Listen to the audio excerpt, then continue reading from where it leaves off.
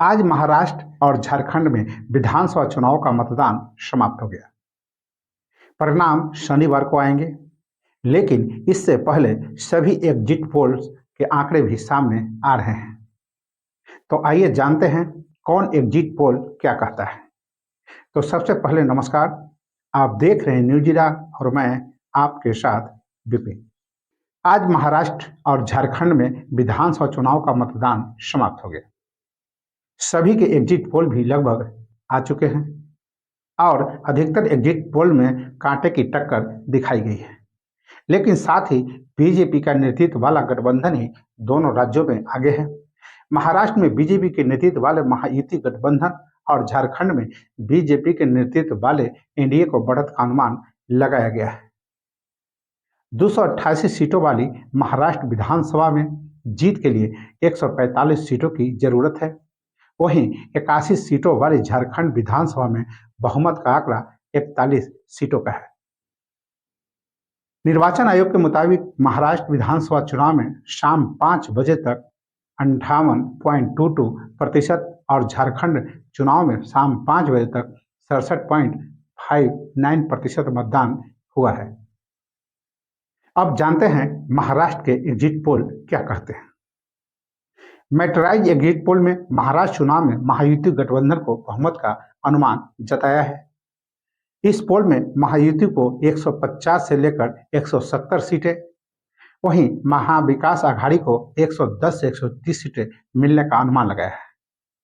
Peoples pulse के पोल के मुताबिक महायुति को 175 से 195 सीटें और महाविकास आघाड़ी को 85 से 112 सीटें और अन्य के खाते में 7 से 12 सीटें मिलती दिखाई है।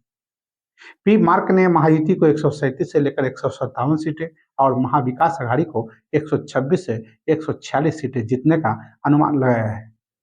वहीं बात करते हैं चाणक्य स्ट्रेटेजी की, तो बीजेपी वाले महायुति गठबंधन को 152 से लेकर 160, कांग्रेस के नेतृत्व वाले महाविकास आघाड़ी गठबंधन को 130 से लेकर 138 और अन्य के खाते में 6 से 8 सीटें की बढ़त दिखाई है।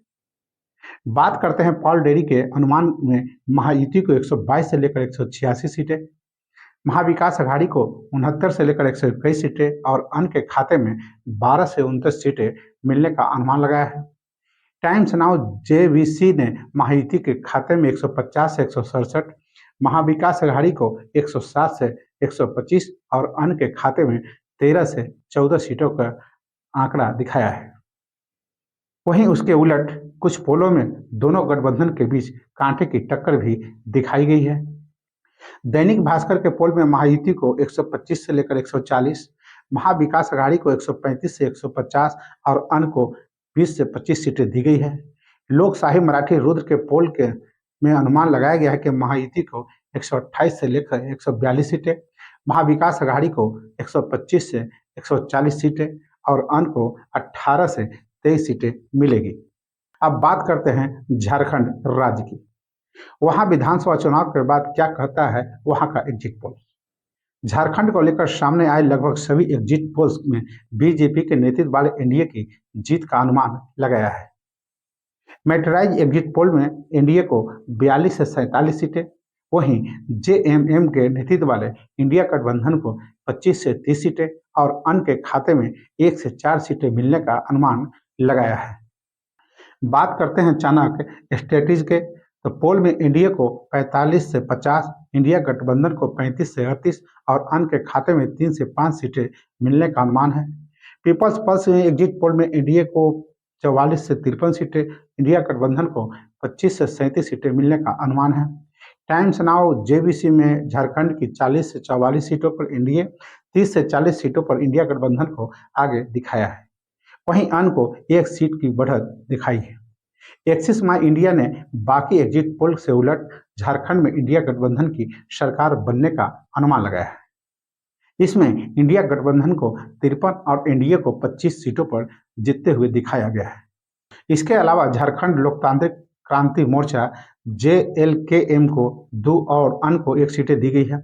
महाराष्ट्र विधानसभा चुनाव इस बार काफी दिलचस्प रहा और इसमें कई पार्टियां मैदान में थी, जहां 6 पार्टियों वाले 2 अलग अलग गठबंधनों महाविकास आघाड़ी और महायुति के बीच मुख्य चुनौती है, वहीं एक तीसरा गठबंधन बहुजन वंचित अघाड़ी और बागी उम्मीदवार भी मैदान में है।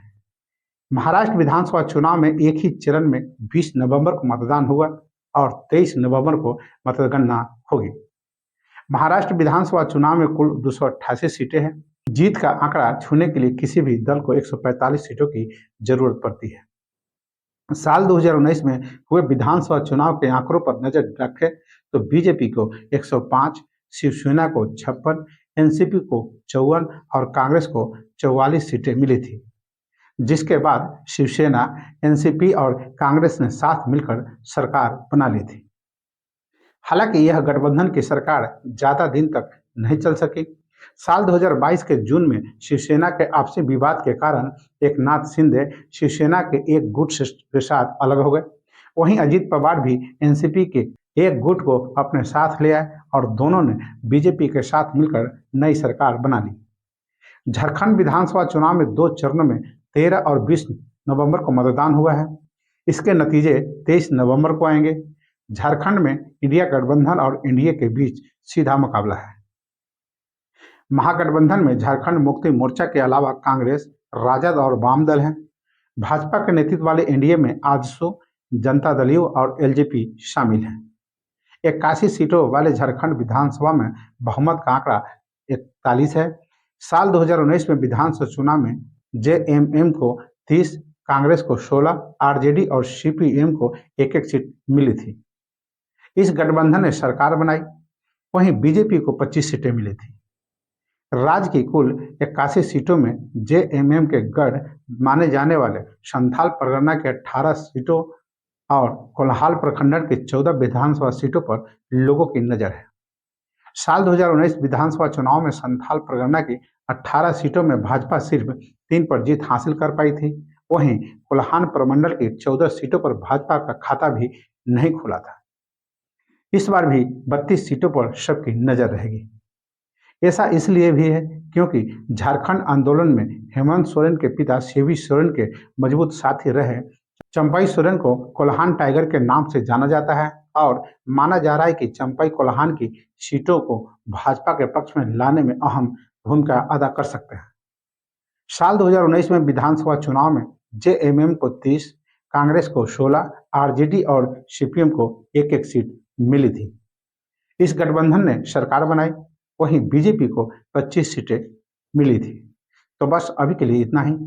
आपने अभी तक मेरा चैनल को सब्सक्राइब और फॉलो नहीं किए हैं तो अवश्य कर लें। अपना सुझाव कमेंट बॉक्स में देना न भूलें। नमस्कार।